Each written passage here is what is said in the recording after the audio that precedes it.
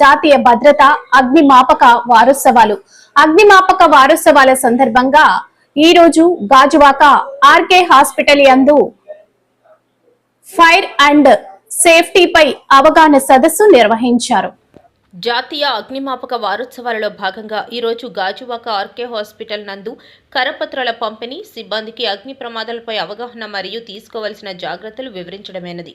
ఈ కార్యక్రమంలో ఏడీఎఫ్ఓ శ్రీ ఎన్ గోపీకృష్ణ గారు, LFV Raju, G Jagannatharao, DOP B Simhachalam Naidu, ఎఫ్ఎంలు ఎం సురేష్, డి అనిల్, మార్క్స్, పి రవిలు పాల్గొన్నారు. ప్రమాదం జరిగినప్పుడు ఆ ప్రమాదానికి ఎలా స్పందించాలి ఆ విషయాన్ని చేసి హాస్పిటల్ సిబ్బందికి చూపించారు.